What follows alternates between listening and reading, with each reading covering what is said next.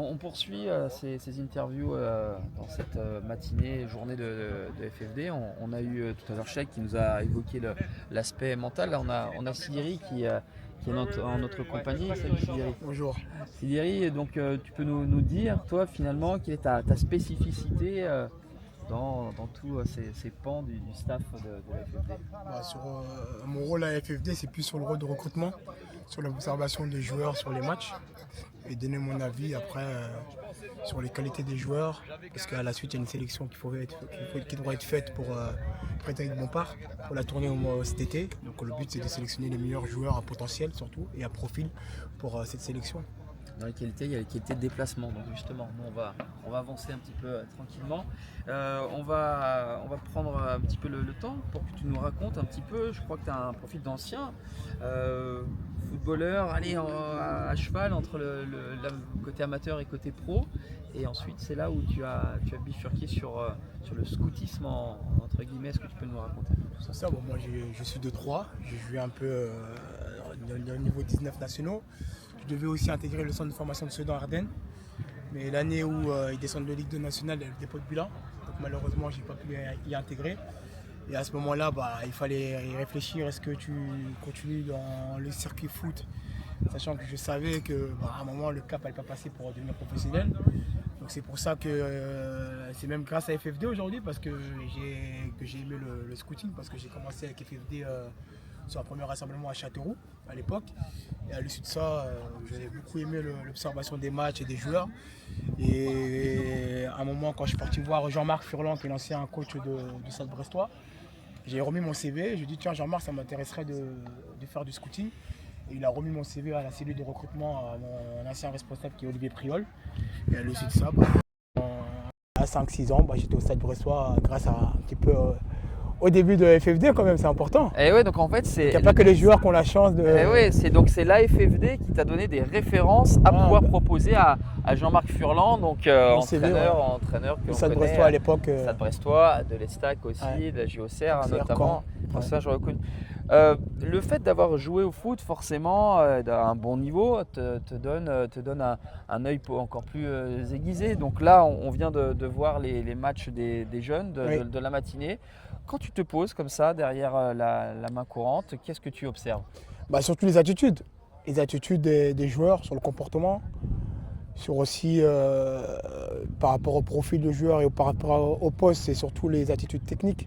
Parce que la technique, c'est très important, surtout au niveau tactique aussi, l'intelligence de jeu aussi, qui est très importante, et mentale. Est-ce que c'est un joueur qui va baisser les bras? Est-ce que c'est un joueur qui va remonter et se donner les moyens de donner le plus de lui-même sur le match? Mais c'est surtout la technique, la technique et les attitudes du joueur. Et comment ça se passe? Les clubs, ils ont un cahier des charges quand on t'envoie suivre un match ou spécifiquement un joueur. C'est soit on a déjà préciblé le joueur et il faut que tu fasses ton rapport, soit on cherche un profil et tu essayes de trouver ce profil au gré de souvent, nous, moi, je me rappelle des réunions à propos des championnats U19 nationaux. Donc on avait un petit peu les types de profils qu'on rechercherait l'année suivante. Donc moi, j'allais sur les matchs. Et après, honnêtement, je regardais un peu tout le monde. C'est pas parce que je vais regarder un défenseur ou un latéral. Ça se peut que sur ce match-là, c'est pas le défenseur ou le latéral qui va m'alerter. J'ai vu un attaquant, je le signale quand même. Et à l'issue de ça, sur chaque match, en fait, je faisais des rapports des joueurs qui m'intéressaient, qui potentiellement pouvaient être intégrés ou invités au Stade Brestois à l'époque. Et je faisais des rapports et à l'issue de ça, on faisait des démarches pour les inviter sur des essais. Et la différence où quand toi tu te déplaçais avec l'étiquette du Stade Brestois, le joueur ne savait pas qui tu venais. Là, la différence, c'est que tu es là et les joueurs sont là pour une détection et ils veulent se montrer. Ça fausse un petit peu l'approche, non? Oui et non, parce que quand j'étais au Stade Brestois, il y avait des gens qui savaient que j'étais recruté au Stade Brestois, parce que quand on faisait des signatures, les clubs faisaient de la publicité dans les réseaux, on nous voyait en photo. Mais là, ils savent aujourd'hui, ce que Loïc au discours, Tony l'a dit, que j'étais là, que j'étais ancien recruteur du Stade Brestois. Donc c'est peut-être une source de motivation aussi pour les joueurs, mais aussi peut-être des joueurs qui vont essayer de se montrer individuellement, mais que ce n'est pas le but aujourd'hui, c'est de montrer ses qualités surtout. De ne pas faire attention que je suis là ou jouer soi-même, comme ils savent le faire. Et à quoi ça ressemble donc un rapport type Il y a des petites cases, des subdivisions. Comment Bon, aujourd'hui, on fait c'est tout surtout ça? les infos du joueur, nom, prénom, club, date de naissance, pied fort, voilà. Les qualités du joueur, pourquoi l'inviter par rapport à un autre joueur de chez nous. Et ce qu'il faut prendre en compte, c'est est-ce que ce joueur-là a une plus-value pour nous, tu vois. C'est surtout ça. Est-ce que c'est un profil qui est peut-être mieux actuel qu'un joueur qu'on a chez nous au club? Est-ce que tu penses que N+1 ou N+2, ce joueur peut passer le cap pour aller au monde professionnel? C'est surtout ça. Et le plus dur dans le recrutement, c'est cerner le potentiel du joueur. Et depuis le temps où tu exerces ce métier, Oui. est-ce que tu as vu l'évolution du football, l'évolution des profils et des recherches de profils spécifiques? Aujourd'hui, ça dépend des clubs. Par exemple, Stade Brestois n'a pas cherché le même profil par exemple, qu'un club comme Amiens. Aujourd'hui, c'est un club de Ligue 2, donc aujourd'hui la Ligue 1 et la Ligue 2, il y a quand même pour moi un fossé.